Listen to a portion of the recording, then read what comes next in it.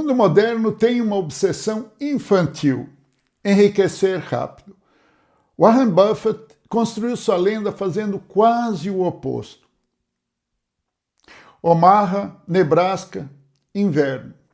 Um senhor de 90 anos dirige seu próprio carro até o McDonald's, ele escolhe café baseado no mercado de ações. Se o mercado está em alta, ele gasta $3. Se está em baixa, ele gasta $2,60. Ele vive na mesma casa que comprou em 1958. Esse homem é dono de fatias gigantescas da Apple, Coca-Cola, American Express, mas a pérola de Warren Buffett não é o dinheiro, é o tempo. Ele é o homem que provou que a riqueza não pertence aos mais inteligentes, mas aos mais pacientes.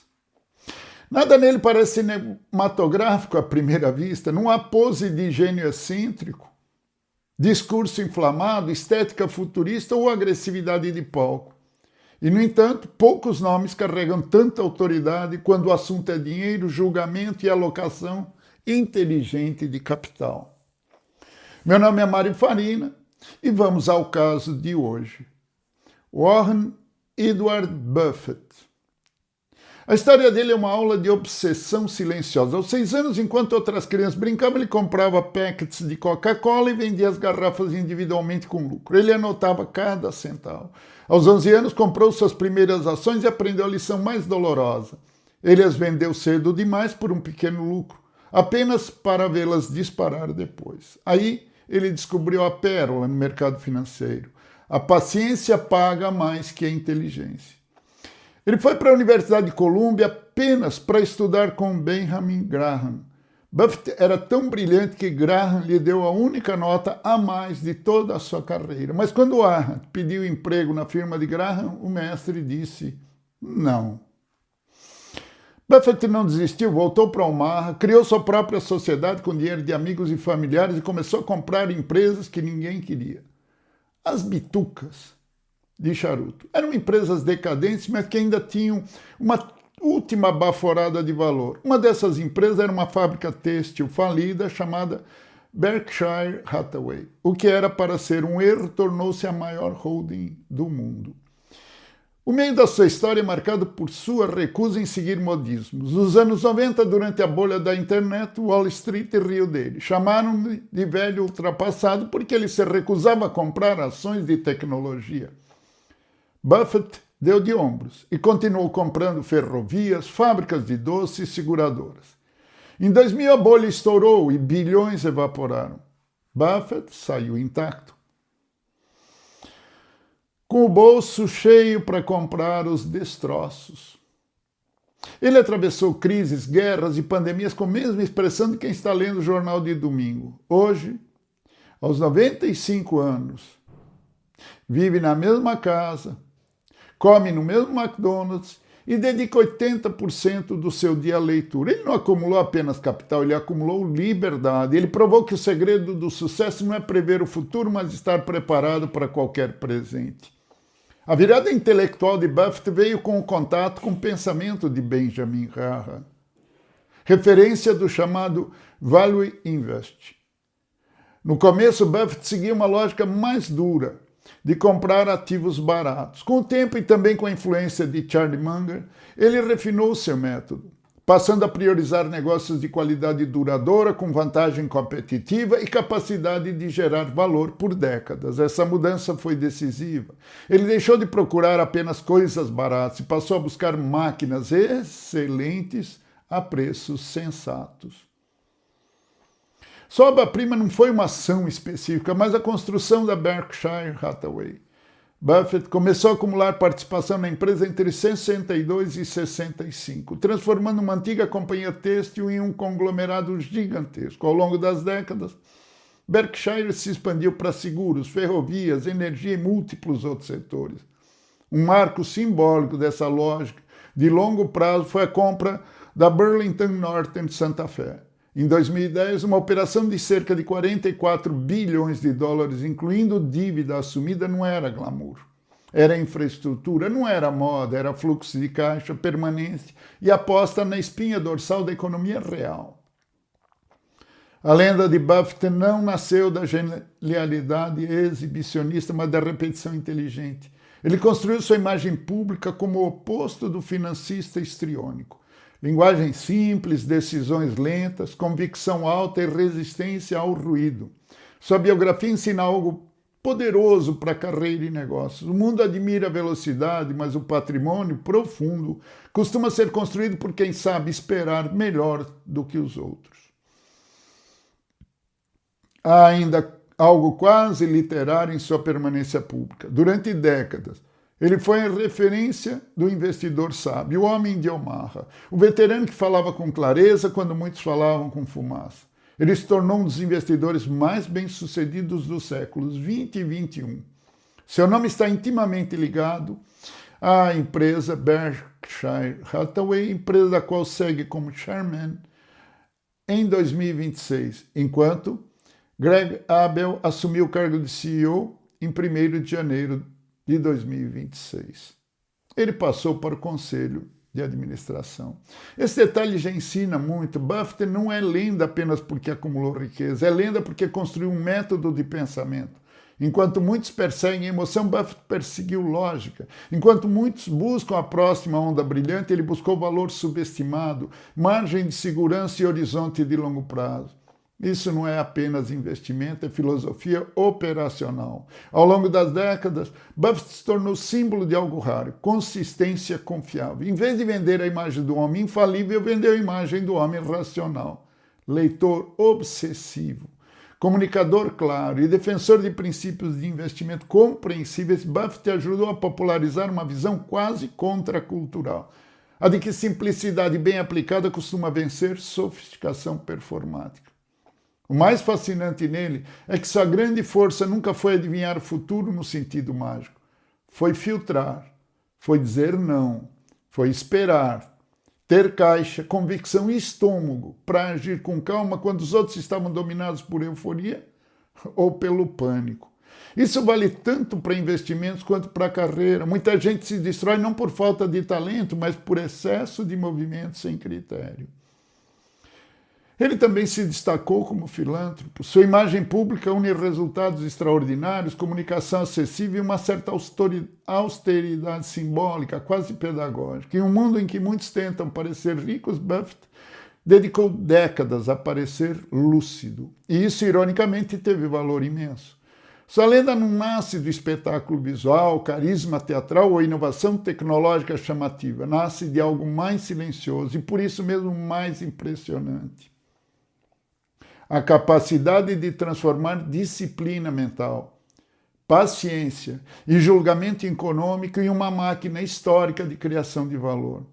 Em um mundo apaixonado por velocidade, Buffett se tornou gigante, fazendo do tempo o seu aliado.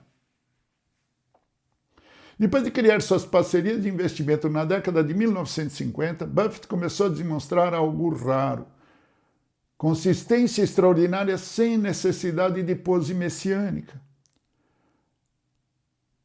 A empresa, que inicialmente era um negócio têxtil, a Berkshire Hathaway, sob seu comando foi transformada em conglomerado gigante. Esse movimento é uma das partes mais brilhantes da sua história. Ele não construiu fortuna apenas escolhendo ações, construiu uma arquitetura de capital capaz de comprar empresas, reinvestir resultados e usar vantagens estruturais, como o float das seguradoras, de maneira brilhante ao longo de décadas. A lenda de Buffett não é feita de escritórios luxuosos em Manhattan ou de festas em iates. Ela é tecida na calma enganosa de um escritório modesto em Omaha, onde ele passa 80% do seu dia lendo silenciosamente. Mas não confunda calma com fraqueza. É um thriller psicológico rodando na mente de Buffett há 7 décadas. Ele é o sniper que passa dias observando o alvo, controlando a respiração, ignorando o barulho apenas para dar um único tiro que define o jogo. Enquanto Wall Street opera na euforia do milissegundo, Buffett opera na frieza da década. A virada cinematográfica da sua vida, o momento em que o herói decide criar seu império, não nasceu de uma análise brilhante, mas de uma ferida no ego. Em 1964, Buffett era um gestor de parcerias de investimento bem-sucedido. Ele possuía ações de uma empresa têxtil moribunda na Nova Inglaterra, chamada, sim, ela mesma, Berkshire Hathaway. O CEO, Sir Barry Stanton, fez uma oferta verbal para recomprar as ações de Buffett por $11,50. Warren concordou, mas quando o papel oficial chegou, a oferta era de 11,375. Stanton tentou dar um migué de 12 centavos e 5 no garoto de Omaha. Ali, o pragmático Buffett morreu por um instante. O que restou foi uma fúria fria e calculista. Em vez de vender e aceitar o insulto, Buffett fez algo irracional para qualquer analista. Ele começou a comprar todas as ações da Berkshire. Ele não queria o lucro, ele queria o controle. Ele tomou a empresa, demitiu Stanton e se viu dono de uma fábrica de tecidos fadada ao fracasso. Foi o seu erro mais caro, um custo de oportunidade de $200 bilhões. Mas é aqui que a lenda se consagra emocionalmente. Ele não abandonou o barco. Ele pegou aquele esqueleto têxtil, usando o fluxo de caixa da empresa, começou a comprar seguradoras, depois ferrovias, depois empresas de energia, marcas de consumo como a Coca-Cola. Ele transformou o símbolo da sua vingança no maior conglomerado do planeta. Hoje é uma constelação de empresas-chave da economia americana. E no centro de tudo continua o mesmo homem, tomando sua Cherry Coke, comendo no McDonald's e provando que a maior ousadia do mundo moderno não é criar algo novo a cada dia, mas ter a disciplina visceral de segurar algo bom para sempre. A história de Buffett não é sobre dinheiro, é sobre gestão implacável do tempo e das emoções. Seu estilo distinguiu de quase todos os grandes nomes do capitalismo contemporâneo. Buffett não precisou vender a imagem do futurista visionário no palco, nem a do financista agressivo de fala fiada, nem do bilionário performático. Sua marca foi outra: simplicidade aparente, humor seco, linguagem acessível e convicções firmes. Por trás da aparência quase modesta estavam as maiores inteligências alocadoras da história moderna.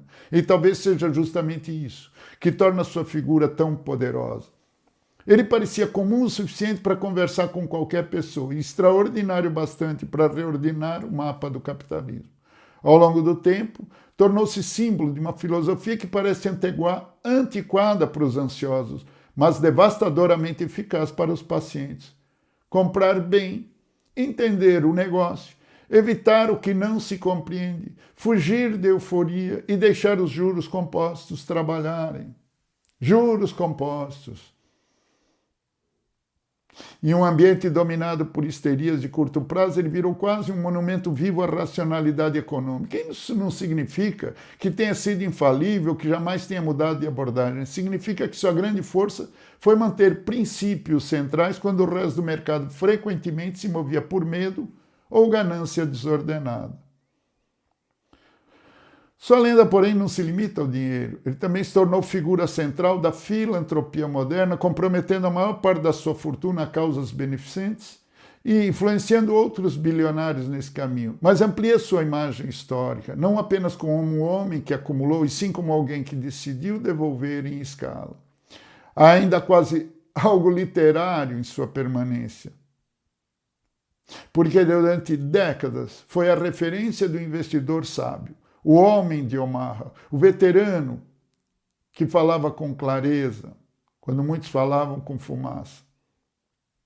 E mesmo sua transição recente de comando da Berkshire Hathaway, com a saída de CEO no fim de 2025, após cerca de 6 décadas à frente da companhia, reforça a dimensão histórica da sua era. Não estamos falando de um executivo bem-sucedido, mas de um ciclo inteiro do capitalismo americano personificado em um homem.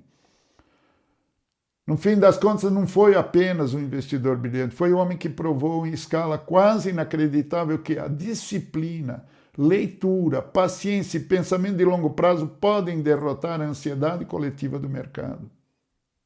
Sua lenda nasce porque ele fez da sobriedade uma vantagem competitiva, e isso, num mundo viciado em pressa, é quase uma forma de poder. Décadas depois de começar comprando e estudando negócios com disciplina quase monástica, Ele chegou a uma fortuna estimada entre 146 e 149 bilhões de dólares, permanecendo entre os homens mais ricos do mundo, não por espetáculo, não por moda, não por ter transformado paciência, leitura e alocação inteligente de capital numa das máquinas empresariais mais poderosas da história. A Berkshire Hathaway, hoje na casa do 1 trilhão 08 de dólares. 1 trilhão e 80 bilhões de dólares. Conclusão reflexiva. Está, segundo mecanismos diferentes de avaliação, entre o 9º e o 11º homem mais rico do mundo. Buffett nos confronta com uma verdade desconfortável. Muita gente prefere parecer inteligente a enriquecer de fato, prefere parecer ocupada a construir patrimônio real, prefere o brilho da jogada ao poder do método.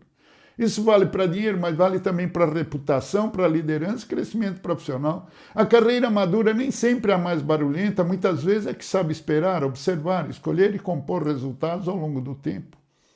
A história dele mexe com uma fraqueza profunda do nosso tempo, a incapacidade de esperar. Queremos retorno rápido, reconhecimento instantâneo, crescimento visível, confirmação diária.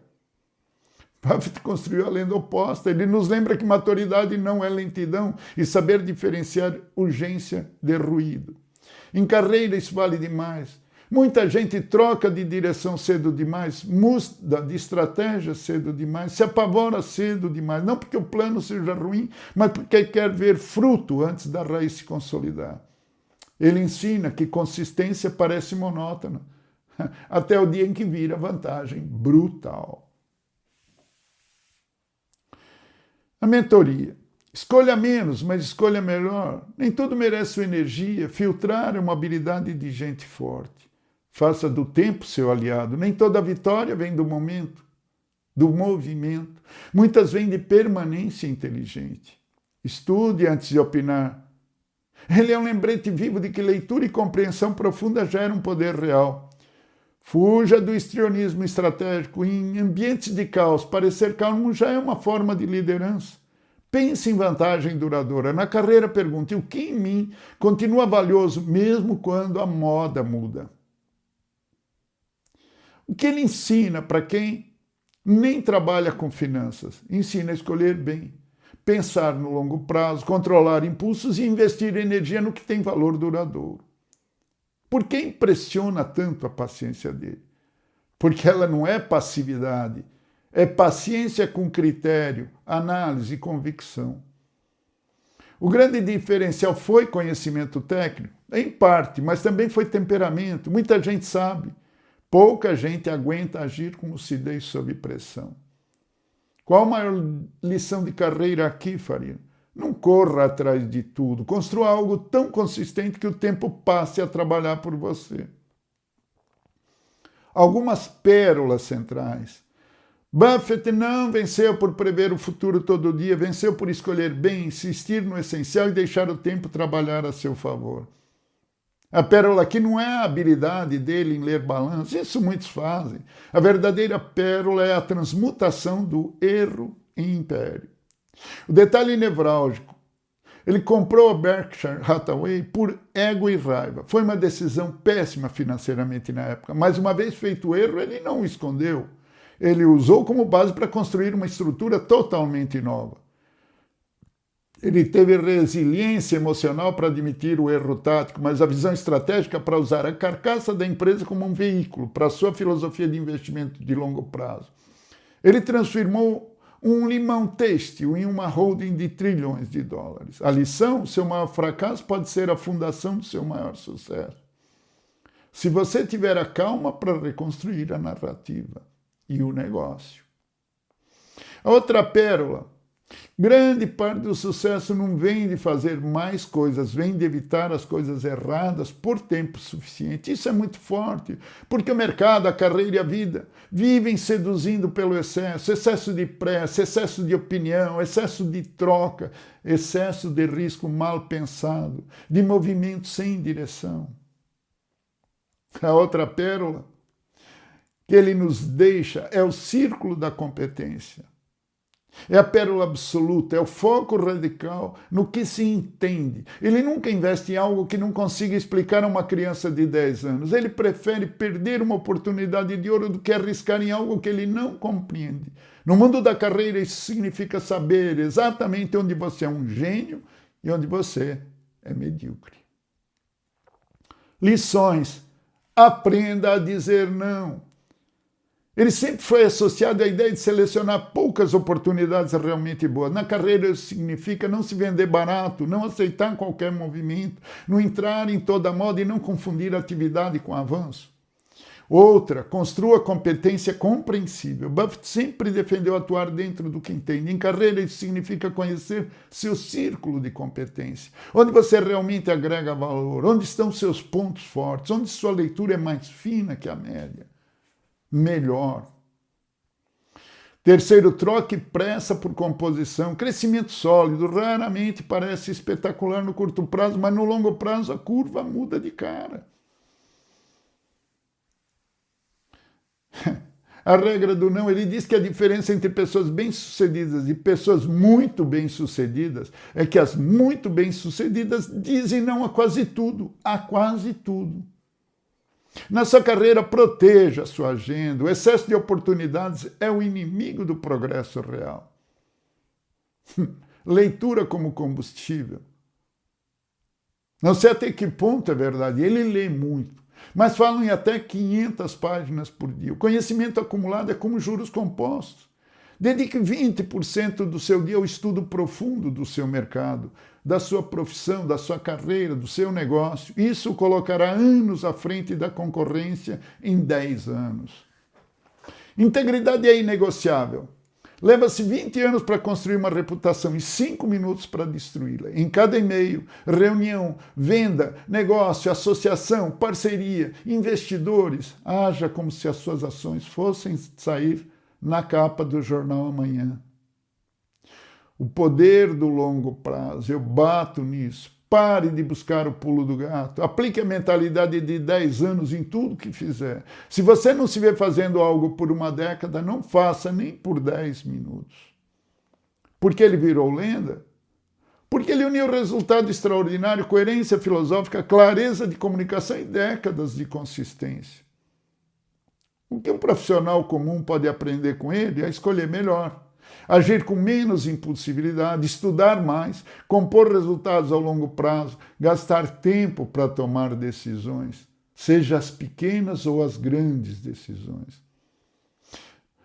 Buffett é só sobre dinheiro, é também um caso de reputação, coerência, comunicação e disciplina de julgamento. Qual é o maior erro contrário ao estilo Buffett? Pular de oportunidade em oportunidade sem tese, sem paciência, sem critério, só porque algo parece urgente ou brilhante. Nem tudo que brilha mais sempre é bom. Ele é realmente tão simples quanto parece? Sim, não, ele é simples nos hábitos de consumo, comida e casa, mas sua mente é um supercomputador de análise. A simplicidade é uma escolha estratégica para manter o foco naquilo que importa. Como ele escolhe uma empresa? Ele busca um fosso econômico, uma vantagem competitiva que ninguém possa copiar. Na sua carreira, qual é o seu fosso? O que você faz que ninguém mais consegue? Ele se arrepende de algo? Sim, de não ter comprado certas empresas tecnológicas mais cedo, como a Amazon, mas ele prefere o arrependimento da omissão do que da perda por ignorância. Qual o segredo da longevidade dele? Fazer o que ama com as pessoas que ama. Ele diz que pula da cama de manhã para trabalhar. O entusiasmo é o melhor tônico para a saúde. Não tenho capital para investir como ele e não tenho as informações a que ele tem acesso. Como aplicar essa filosofia na minha carreira? Seu capital inicial é o seu tempo e suas habilidades, seus pontos fortes. Invista em educação, leitura e em projetos com juros compostos que geram aprendizado e conexões a longo prazo, não apenas salário no fim do mês. Estabeleça relações com gente. Gente faz toda a diferença. O mundo mudou, a filosofia dele ainda continua, funciona na era digital. Os princípios humanos não mudam, o ego, a ganância, o medo e a paciência operam da mesma forma hoje ou em 1964. A empresa dele hoje é uma das maiores acionistas da Apple. Ele adaptou o alvo, mas nunca mudou o método de sniper. Verdade nua e crua, despudorada, desavergonhada, sem vergonha mesmo, que poucos falam, é que o sucesso dele é uma afronta à nossa necessidade moderna de gratificação instantânea, resultado imediato. Ele nos lembra que somos viciados em dopamina corporativa, em promoções rápidas, em pular de galho em galho. A lenda dele ensina que o poder supremo não está na inteligência acima da média, mas no temperamento acima da média. Comportamento, atitude, valores. A maioria das pessoas falha na carreira não por falta de talento, mas porque não consegue controlar a própria ansiedade, o próprio ego, a própria impaciência. Ele venceu porque estava disposto a ser chato por mais tempo do que qualquer outra pessoa.